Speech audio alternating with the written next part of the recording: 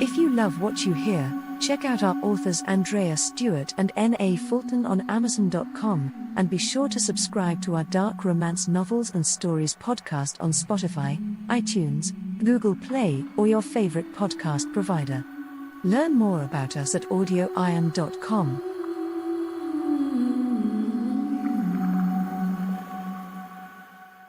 Love great stories well told? Visit AudioIron.com to find the best in audio fiction.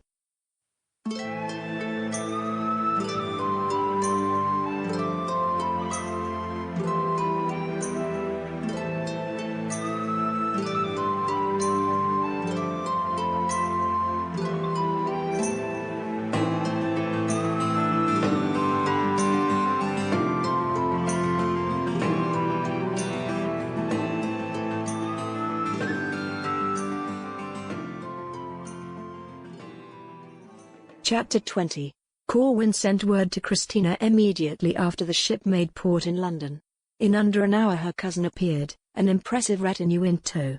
A doctor, a maid, 2 footmen and a groom ushered her into the carriage, where Christina folded her into her arms.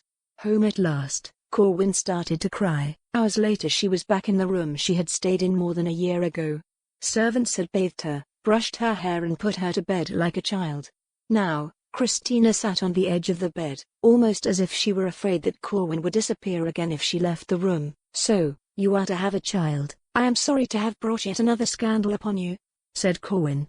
She took her cousin's hand. "I will leave tomorrow morning and no one need ever know I was here." "Perhaps in Cornwall servants and sailors have no tongues," Christina said with a little smile. "I can assure you that by now half of London knows you are here and the rest will find out in the morning." "I did not know." "It's all right, my dear. No one will hold me to ill account for providing you a place to stay, and I should not care if they did." "I do not know what to say. You have been so kind to me and I've been nothing but trouble to you." "Do not be a goose." Christina patted Corwyn's leg through the coverlet. "You seem well and happy. That is what matters." "I am. I want this baby more than anything in the world." Corwyn said the words without thinking, then added, I am glad to be here. I've been through so much. And I cannot help loving my child." "Of course you cannot. Does the child belong to Devon Black?" Christina asked the question as though it were a matter of course. "No. Whatever gave you that idea?" Corwyn's blood ran cold. How could Christina have guessed such a thing? He wasn't seen in London after his escape from Newgate, and rumours have it since that he was a sea captain who kept a ship in the Pool of London. "You can be sure I will not be the only one jumping to the conclusion that the child is his. The Earl of Kettering is not the father. That is a man named Edward Jacobs.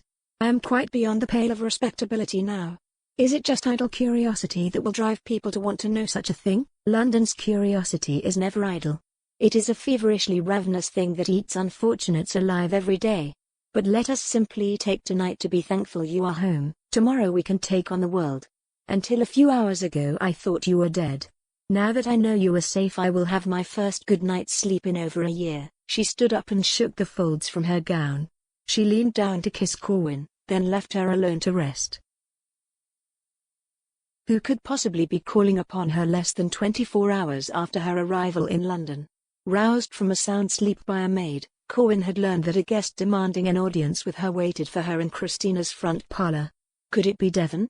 He could not possibly have followed her here so quickly. With the help of the maid she dressed in one of the plain gowns she had purchased for her voyage.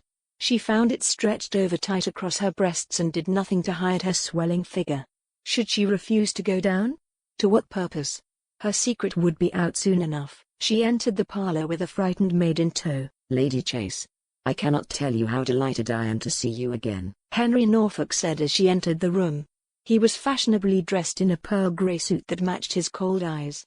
His pale powdered hair was pulled back into a queue. Corwyn stumbled back against a chair, her heart suddenly pounding in her chest like a hammer hitting an anvil. "I thought you were dead." "Then you must be overjoyed to see me." Henry moved across the room toward her and she shrunk back. He stopped, amused by her fear. "My family let out that I was dead after Black slipped away from Newgate. I was in no position to defend myself, you understand. In a few days, when no services were held, they had to let everyone in on the ruse. But by then I was far away. And so, might I add, were you." Corwyn forced herself to stand upright. She squared her shoulders and spoke with as firm a voice as she could. "How dare you come to me here? I never want to see you again. Leave or I shall have you thrown from the house. Oh my dear, we are quite past all that. No. You will stay here and we will have a proper conversation. With all the trouble we have caused one another, I believe we can avoid falling into old habits. I shall not attack you and you shall not try to run away. Why on earth should I deign to speak with you? Corwyn could feel the noose slipping around her neck even as she said the words. Nothing had changed about their relative positions. She might not have been to lose, but she had hurt child and Christina. Because you have so much to lose if you do not. Now be a good girl and send for something to eat. I am here at daybreak, you know. I thought you might try to slip away when you heard I was in town. Corwyn sank back into the chair and nodded to the maid.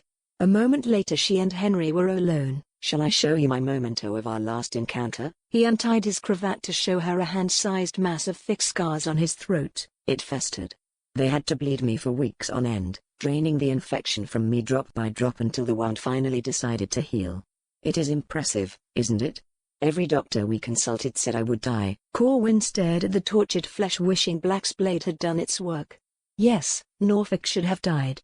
She was quite certain of that. A maid returned with pots of chocolate, rolls, butter, cheese and jam. Henry ordered the girl to set a table between them and then to see that they remained undisturbed. Shall I tell you how it is to be? He buttered a roll and placed it on a plate before her. I am not afraid of you anymore. You cannot frighten me as you did before. Of course not. By all accounts, sharing a man's bed should hold few surprises for you now. I would be following in the steps of many, I hear. He ate his roll and poured chocolate into their cups. But I am here to collect compensation for our unfortunate past. If I did not believe that exacting revenge over time would serve me better than killing you outright, you would already be dead. If you try to run away again, I will exact revenge against those who live on your estates and then I will hunt you and your child down.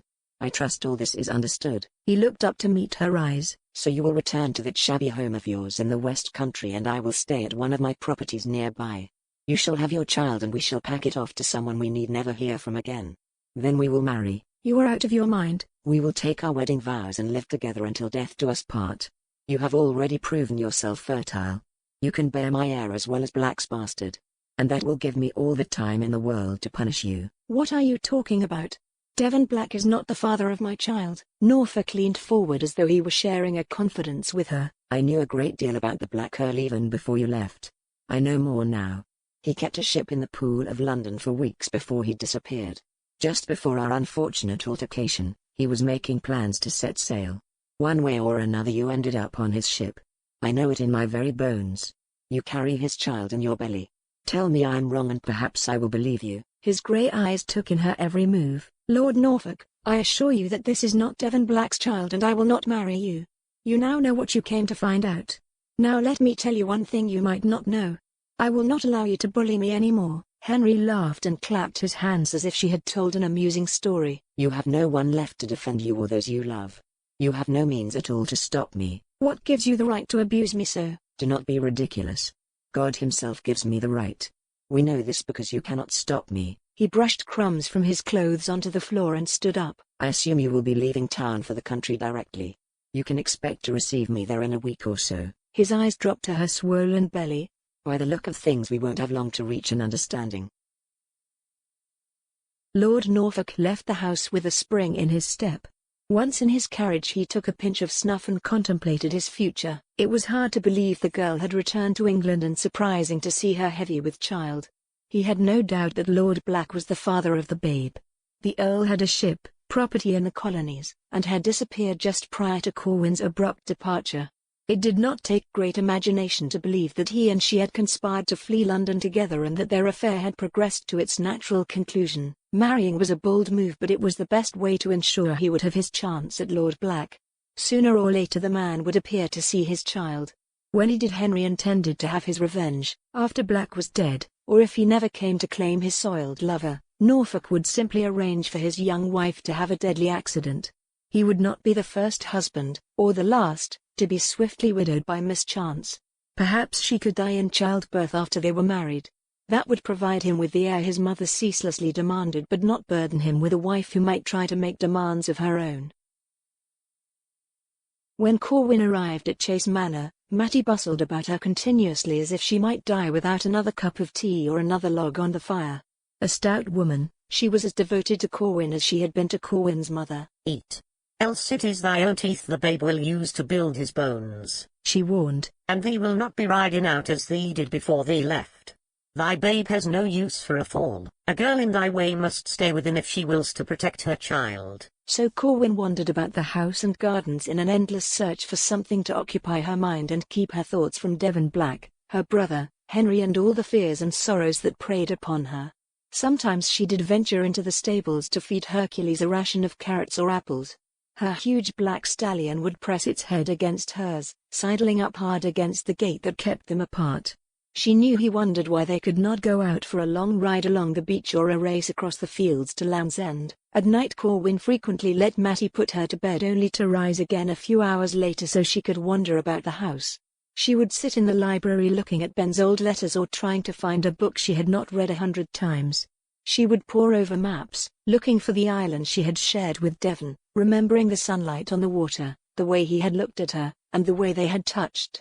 Long after midnight she would drag herself up the stairs to bed, there to toss and turn until dawn finally came. A fortnight after she returned home, Henry appeared in her library. He entered the house without waiting to be invited, explored the lower floor until he found her. He wore black riding clothes and it was the first time she had ever seen him in something that did not look girlish. Now he looked sinister. As promised, I have come to call. He folded himself into a chair before her fire and tapped his boots with his riding quirt. Chunks of mud fell onto her hearth. "Get out." Or what? Will you send that housekeeper of yours after me? I look forward to teaching her some manners. "I will never marry you." Corwyn closed her book and stood up. He gave her a lingering look. You have filled out a bit since I saw you last. Strange how women change when they carry a child. I have had a mistress or two swell over the years, but I never lingered to see what became of them. "You are a wicked and vicious man to torment me so. Get out of my house or I will call my groomsmen to make you leave." Belatedly Corwyn tried to remember if either Tom or Jack were in the stables now. Mattie sent them to town twice a week to buy flour, sugar and other necessities the manor could not provide. Was this one of those days? And you have the appearance of a harridan and the mouth of a shrew. Enraged and frightened, Corwyn turned toward the door. Surely she could find someone who would bar the doors so he could never enter again. Before she could exit the room he was in front of her. I did not say you could leave, my lady. "Get away from me." Corwyn took a step back and was startled to find he followed the motion. She had forgotten how quickly he could move. Look where defying me has got you. No lover, no brother, heavy with a bastard. How much you have harmed yourself by failing to accede to my wishes when last you were in England. He tilted her chin up so she would look at him. He was so close his breath stirred her hair. "You must stop." I must do nothing, my lady. Norfolk ran a finger along her cheek. You should be glad I will have you when you are so cast off and despoiled. You must be thankful for my attentions. He brushed his lips across hers and Corwyn felt something dark and ugly stir within her. How easy it would be to let him have what he wanted. She was no stranger to a man's bed. No innocent ignorant of what passed between a man and a woman. Yes. I am a man and you are a strumpet. There is no reason we should be at odds, said Norfolk, sensing the momentary change in her. Corwyn wrenched herself away, brought a hand hard across his face, then pushed past him to the door. She strode from the room as if the devil himself were behind her. She was at the stairs leading up to her bedroom when he caught her. Such a spitfire. I look forward to taming you in the months to come. But beware. You can trust me to be quite ruthless if you erect any barriers between us. I will destroy anyone or anything that stands in my way. You have everything to lose, my lady, and I have everything to gain by destroying you. He held her arm as he brushed his lips across hers again, savoring her recoil. Then he bounded down the stairs. I will visit again soon, he called as he left the house.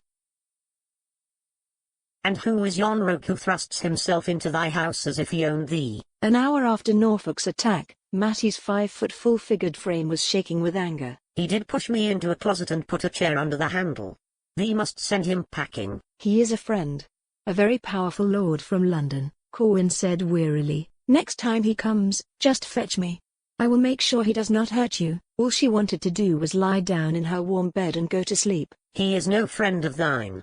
A rogue and a villain he is.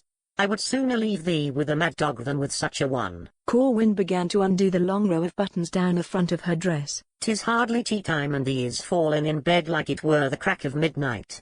Thee is white as a sheet. Thee has had a shock of some kind, and devil take me if thy friend be not the cause of it. Matty took over the buttons, and helped Corwyn step out of the dress when it fell to the ground. If thy brother were here, I warrant he would chase the scoundrel away. I will not be doing less for thee. But Ben is not here. I am mistress here, and I tell you I will handle him. You are not to bar his entry, nor allow any other to impede him. You shall treat him as an honored guest. Corwyn slipped into bed, folded her body around the baby growing inside her and closed her eyes. Why will thee not let us help thee? Matty, hands folded across her substantial bosom, waited for a reply. You will help me most by doing exactly as I ask, said Corwyn. The only escape from the trials and perils of this world was oblivion, she thought. Begging your pardon, milady. I come about your brother, Captain Chase. The weathered man had appeared at the door just at sunset the next day. What about him? Asked Corwyn. She had been summoned to the front parlor to meet with someone who claimed to have word of her brother. Fear, excitement and disbelief all warred within her. What terrible or wonderful thing might she hear in the next few moments? Can you tell me where he is? I have been so worried. What if Ben were to be home in time to see the baby arrive? Would not that be wonderful? Together they could decide what to do about Norfolk. The others thought I should come because I saw him at the end when he went looking for ye. The end? Corwyn's heart sank. I know he went looking for me in Port Royal.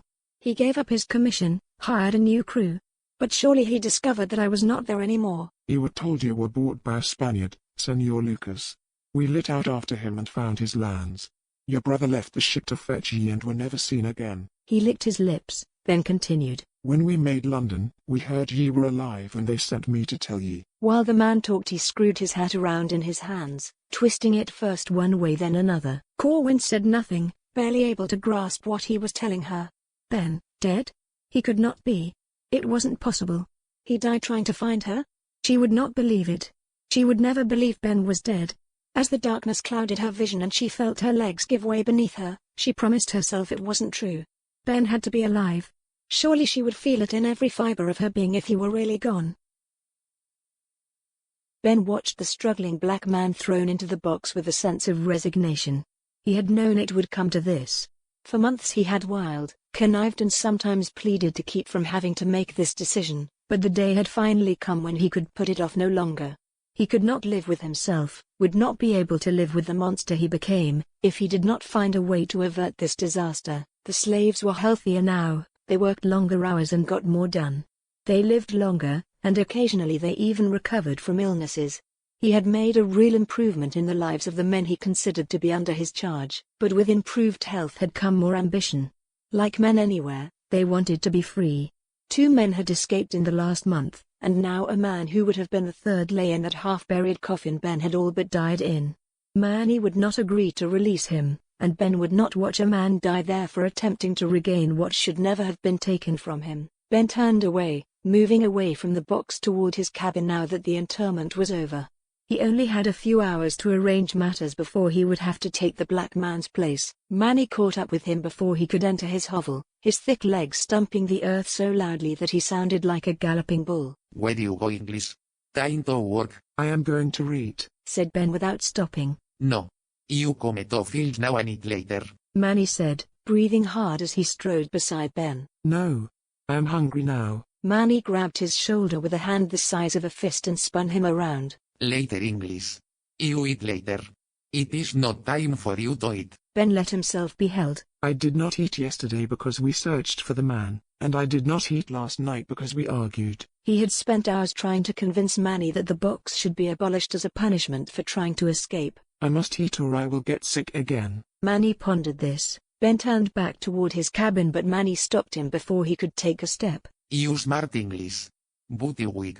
You come with me now because you make big mistake if you do not. Ben appeared to consider Manny's words, then said, Can I have the girl bring me food? Manny looked relieved. Yes. Say bring food.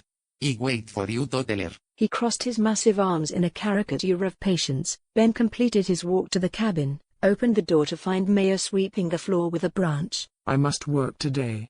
Make me some food and bring it to me in the east field, he said. I am hungry, so come soon. Yes. I will come before the sun is high. She pointed overhead to indicate the noon hour. He took a moment to look at her, to study how her body had changed in the time they had shared. She seemed more beautiful somehow, more confident and stronger. He loved her more with every passing day. He left the cabin and walked back to Manny. They set off for the fields. True to her word, Maya appeared before noon. She had tied the food into a piece of cotton that she carried like a bag. As soon as she appeared, he walked her away from the crew he was supposed to be watching, taking her to a place where they could speak freely. Today you must leave, he said without preamble. Take the food. You will have a long head start. You go back to your people and then you take them away from this place and these animals. No.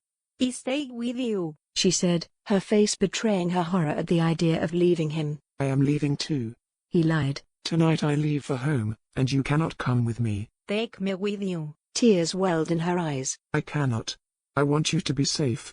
If I am gone and you are alone here, you know what will happen. He wished it were not necessary to remind her of her first days on the sugar plantation, but he saw no alternative. Go now, please. She studied him, then said, This is what you want?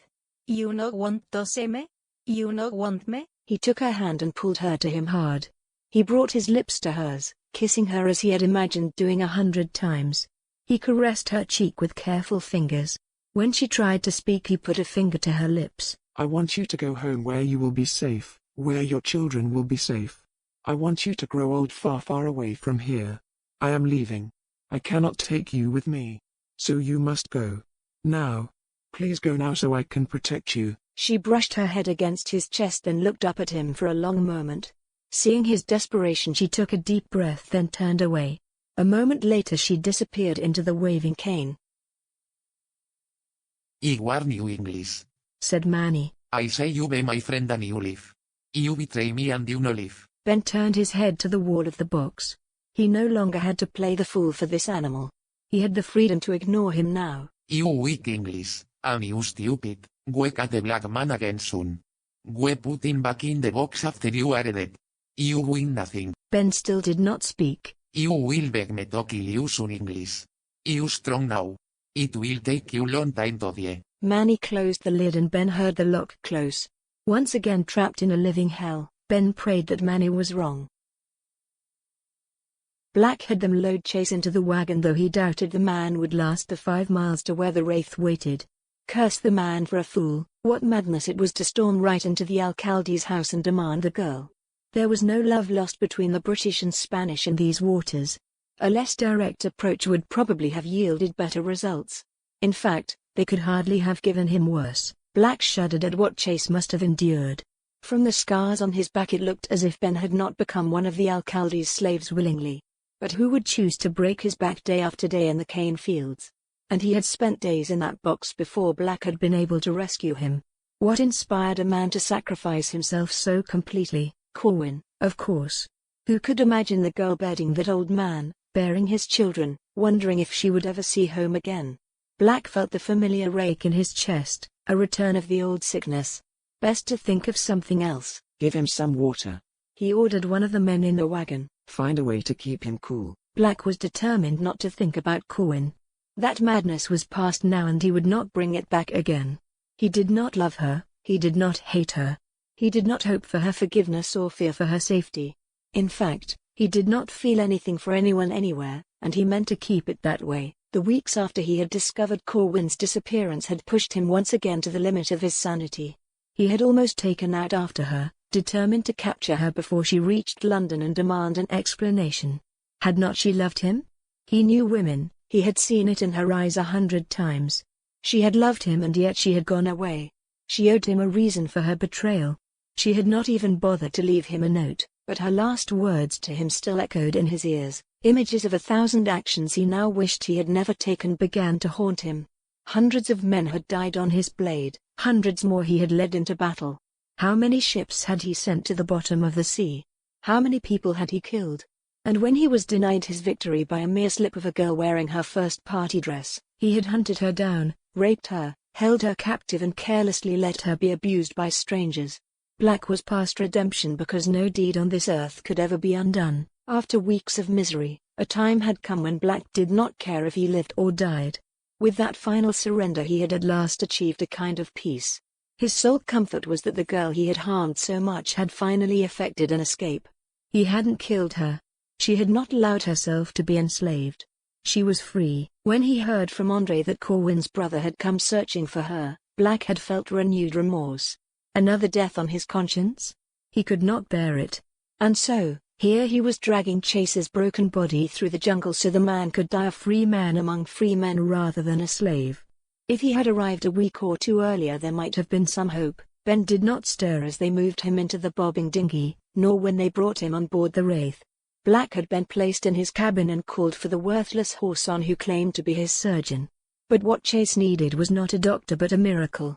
Belatedly Devon realized he could provide the man with one. Chase. Black shook the unconscious man who lay immobile on his bunk. Can you hear me? Ben did not stir. Wake up, damn you. Black shook him again. Your sister is alive and I am taking you to her. Black had to repeat the words several times before Ben cracked open his eyes. Yes, that's right.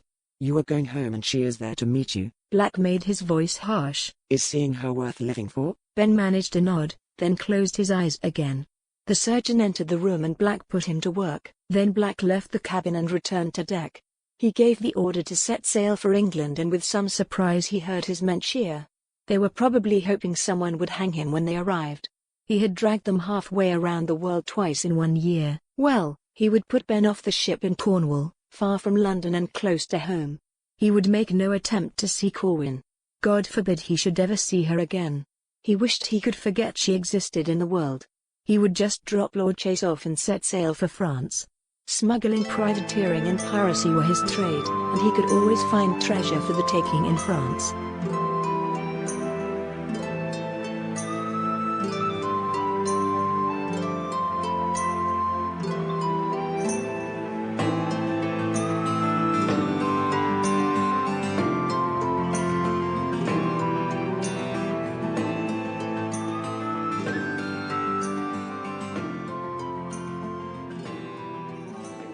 Pirate's Desire by Andreya Stuart. Voice recording copyright 2020 by Nancy Fulton. All rights reserved. Music by Alexander Schweif licensed from Pond 5.